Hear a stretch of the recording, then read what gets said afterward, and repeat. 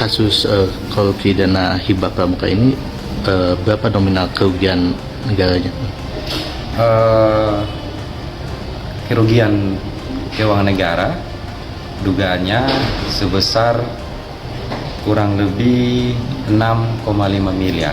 Gede cuy. Ini ada momen penting bagi kami, bagi Pondok Pesantren Jawa Barat, karena pada saat ini kami seperti anak yang ditinggalkan oleh orang tuanya. Karena saya pikir sekarang Yatim berarti. Gubernur Jawa Barat lebih fokus kepada konten, lupa bagaimana memperhatikan pondok pesantren. Penegak hukum. Oke, Anda percaya mekanisme hukumnya kan? Betul, percaya. Dan di samping ini juga, saya nanti akan ada upaya-upaya hukum lanjutan setelah ini. Oh, masih ada lagi? Masih Anda ada. mau menuntut siapa Buset, lagi, Pak? masih ada Enggak, teman-teman. saya akan mencoba melaporkan masalah ini ke Kemendagri. Kemendagri supaya memberikan teguran lah kepada Gubernur Jawa Barat, Pak Deddy Oke. Mulyadi, terkait dengan kebijakan ini. Ini kan sudah menjadi Rapat-rapatnya cukup di pinggir sawah, pinggir sungai, di gorong-gorong, di pemukiman kumuh, di pinggir laut, ya di tempat sampah. Karena akan lebih efektif dan efisien. Halo, ketemu lagi bersama saya Gusti Rival dan mudah-mudahan kabarnya pada baik semua ya. Oke teman-teman, hari ini banyak yang mesti kita reaction. Ya, dana hibah tentunya. Yang sekarang itu lagi memperjuangkan dana hibah supaya turun lagi, yang katanya dicoret, padahal ditunda sama Kang Deddy Mulyadi. Di sisi lain, KPK menangkap atau juga membereskan nih soal korupsi. Berarti korupsi itu kan makan duit rakyat. Oke, kita simak videonya, jangan lama-lama. Gas. Pada hari kemarin, Kamis tanggal 12 Juni 2025, tim penyidik Kejaksaan Tinggi Jawa Barat, tim Tipikor, Ditsus Kejati Jabar, telah melakukan penahanan terhadap 3 tersangka atas nama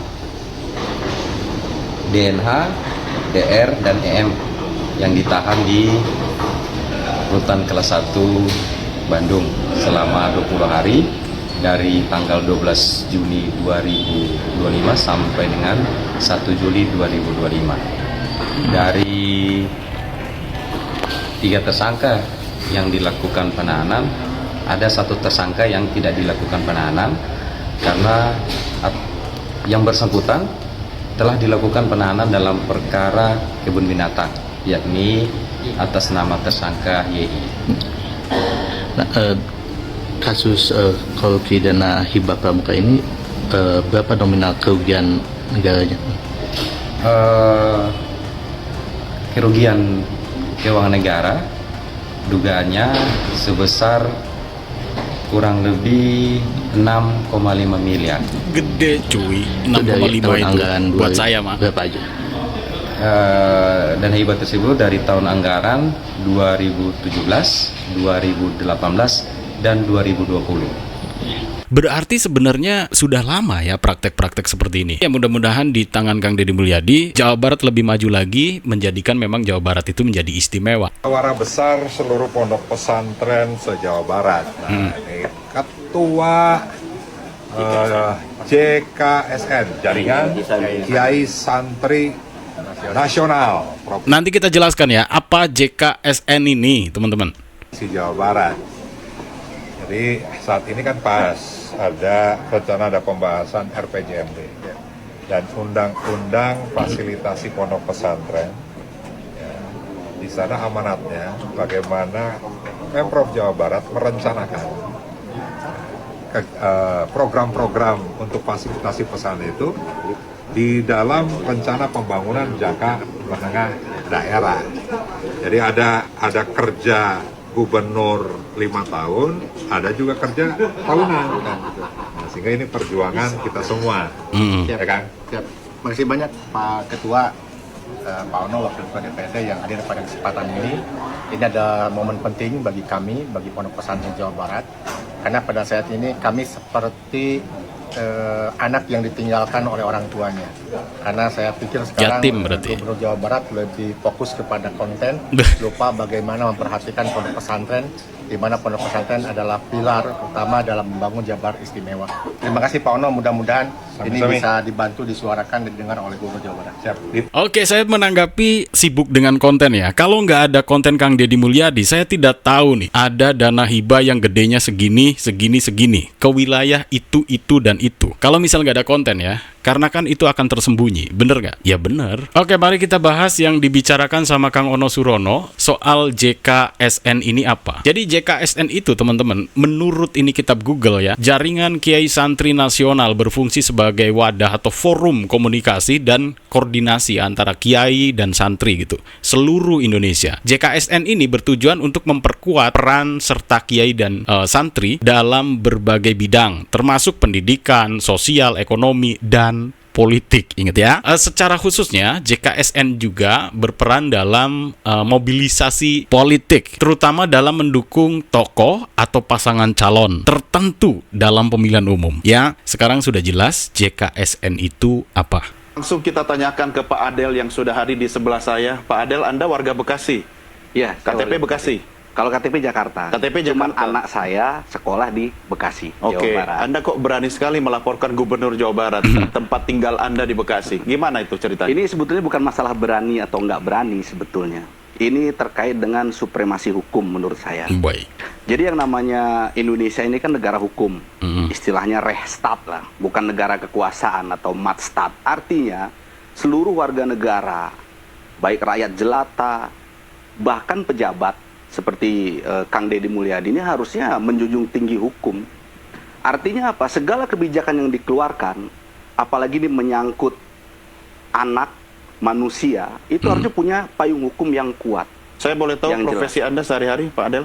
Saya punya kantor law firm di Jakarta. Pantas paham Jadi, betul hukum ya? Ya mau nggak mau harus mempergunakan ilmu tersebut untuk mengontrol kebijakan pemerintah. Tapi Sama anak Anda daerah. tidak ikut masuk barat? Oh tidak, jangan sampai. Jangan Oke, sampai. Anda Ini punya putra-putri punya usia sekolah? usia sekolah. Ada yang menawarkan untuk disekolahkan di barat? Nggak ada, ya? nggak ada. Di lingkungan sekitar saya sebetulnya dia sebagai pemimpin memberikan pendidikan kepada masyarakatnya mengenai hukum dong. Tapi Anda nggak caper kan? Enggak. Anda nggak pengen maju jadi politisi nanti mungkin 2029 enggak. Saya sudah cukup dengan profesi saya. Yakin ya? Sebagai penegak hukum, insya Oke. Allah. Tapi tidak ada orang-orang besar di belakang Anda yang mungkin secara tendensi politik mendukung Anda gitu? Nggak ada. Tapi kalau kebetulan satu ide memang ada. Seperti kemarin itu misalnya Pak Ono Surono. Baru DPRD, tahu saya. karena memang merasa dikangkangi karena kebijakan ini tidak dibicarakan dengan DPRD. Konteksnya seperti itu. Ya. Para orang tua murid misalnya? Orang tua murid, saya rasa orang tua murid ini ada sebagian yang paham, ada sebagian yang tidak juga. Nggak berani atau gimana? Saya kurang tahu itu. Tapi saya Anda tidak. sendiri dong ini? Saya sendiri. Anda berani ya? Anda nekat atau gimana sih, Pak? Enggak, karena saya melihat ada unsur hukum yang kayaknya saya merasa ini sudah diduga ya dilanggar oleh KDM. Ya, tapi kan tetap harus dibuktikan. Harus Ya kan? dibuktikan. Nah, saya serahkan kepada penegak hukum. Oke, Anda percaya mekanisme hukumnya kan? Betul, percaya. Dan di samping ini juga, saya nanti akan ada upaya-upaya hukum lanjutan setelah ini. Oh, masih ada lagi? Masih Anda ada. mau menuntut Buset, siapa lagi, Pak? masih ada Enggak, teman-teman. saya akan mencoba melaporkan masalah ini ke Kemendagri. Kemendagri supaya memberikan teguran lah kepada Gubernur Jawa Barat, Pak Deddy Mulyadi terkait dengan kebijakan ini. Ini kan sudah menjadi udah ramai ini masalah ini. Lalu yang kedua, Mendikdasmen. Kenapa kok diam saja? Apa karena takut karena Pak Deddy ini sama-sama Gerindra, sama-sama dengan Pak Prabowo? Nah, jadi kalau dalam konteks penegakan hukum sebetulnya nggak usah takut. Jadi sebenarnya ini politis atau apa sih yang Anda Nah, lakukan? itu saya ngerinya penegakan hukum terbentur dengan kepentingan politik. Takut direshuffle dan lain sebagainya. Tapi Anda nggak punya Oh nggak ada, tendensi saya nggak ada politik? tendensi politik, nggak ada. Saya murni Kalau misalkan nggak ada tendensi politik, yang ngapain ngomongin soal politik tadi, Pak? Harusnya jangan ngomongin yang soal itu. Ya tentang laporan Anda aja lah. Kelihatan banget ada ke arah sana ini sebenarnya. penegakan hukum membela kepentingan hak-hak anak. Oke, Anda sudah siap dengan modal dasar hukum, Anda juga sudah siap tentu dengan tekanan publik. Siap. Apa yang Anda rasakan selama ini sejak Anda mulai melapor ke Baris Krim? Nah, kadang-kadang bingung juga ya, Pak Adel di sisi lain juga membutuhkan, kalau misal di dunia konten itu adalah butuh positioning. Jadi seseorang itu berprofesi sebagai apa, kemudian nanti dia akan mendapatkan positioningnya. Walaupun ya, jalan yang mereka sebenarnya tahu akan diomongin sama netizen, akan dibully sama netizen, mau dibully atau tidak dibully, itu sama-sama dia memiliki positioning. Orang yang kemarin ngelaporin Kang Deddy Mulyadi, gubernur aing, bapak aing, Apa tuh Bang? sekarang dilaporin balik. Udah, Lu Bang. rasa Bang Adel kan? Hati lu. Orang apa-apa juga orang tahu lapor bahaya lu. Ketua panitia lu, laporan mulu. Anak lu masuk ke biara kagak. Disiksa kagak. Elah ilallah, makanya jadi orang kebuatan julid lu. Kebuatan rese. Sekarang dilaporin balik lu. Kadiangin kalian. Kalau apa-apa sobat tahu, segala diguling-gulingin lah bocah di sono. Bocah di barak dikasih makan, enak. Sholat, olahraga, ngedidik karakter, dilaporin lu. Antepin, ontong ditulungin. Pengen tahu dia kemana arahnya, kemana minta tulungnya itu orang. Jadi sewot gua jadinya. Hap, ya. Deddy Mulyadi, apa hari ini Pak, nyangkut, Pak. alasannya? Pak, Apa alasannya? Aduh. Apa karena sakit? Apa karena tidak bisa jalan? Apa karena tidak bisa bergerak? Warga negara Indonesia atau masyarakat? Pak, nyangkut atuh. Bersemangat teman-teman ya, saking bersemangat. Masyarakat Jawa Barat Nyangkut yang lagi nih jumlahnya kayaknya. sekian ribu ingin berjumpa dengan Deddy Mulyadi yang sudah dipercayakan, tapi tidak bisa menampilkan mukanya Deddy Mulyadi sebagai gubernur. Betul Bapak-Bapak Ibu-Ibu? Apakah kita ini tidak kecewa? Kita sangat kecewa sekali. Kita datang ke sini dari berbagai daerah, ya. Kita dengan biaya operasional menjual ayam, menjual ento, apapun kita jual untuk mendatangi gedung sate, ingin bertemu dengan Deddy Mulyadi. Betul Bapak-Bapak Ibu-Ibu. Nah, inilah perjuangan kita selama kita jadi petani. Nah, ini demo ini juga didasari soal Kang Deddy Mulyadi tidak pro sama petani. Saya itu kan lagi menegaskan untuk kita semua mentaati ya peraturan perundang-undangan. Ini malah pemerintah pusatnya sendiri yang tanpa dasar, tanpa sebab tiba-tiba menganulir keputusan sebelumnya yang mendorong efisiensi, mengurangi perjalanan dinas, mengurangi rapat-rapat, mengurangi seminar, FGD, bahkan melarang rapat-rapat di hotel. Tiba-tiba Mendagri menganjurkan untuk rapat-rapat di hotel lagi. Di Jawa Barat itu ya sudah tidak ada anggaran untuk rapat-rapat di hotel. Sudah efisiensi betul yang dilakukan oleh Gubernur Jawa Barat. Karena sudah tidak ada anggaran ya wajar saja KDM menolak mengikuti arahan dari Mendagri untuk rapat-rapat di hotel.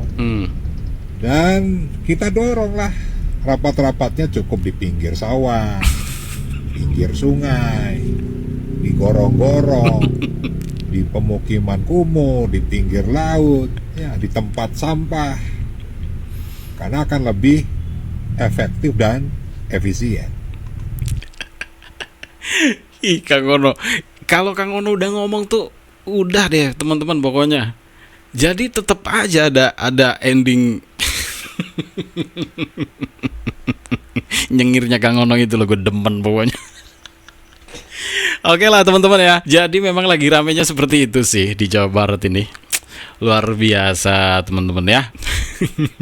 Jadi dari pemerintah pusat bahwa efisiensi itu kan harus ya harus efisiensi gitu semua lini gitu, karena memang ya negara lagi pemulihan ekonomi gitu kan. Tetapi ternyata dari pemerintah pusat juga menarik kembali ya omongan itu, artinya tetap gitu boleh rapat-rapat di hotel dan sebagainya. Coba lihat VT-nya Kang Deddy Mulyadi deh. Di sana Kang Deddy Mulyadi juga ngebahas rapat di hotel-hotel gitu. Oke lah teman-teman ya, thank you banyak yang udah pada nonton di video ini, dan nanti saya akan kembali mereact beberapa video yang lainnya di Val FM tentunya.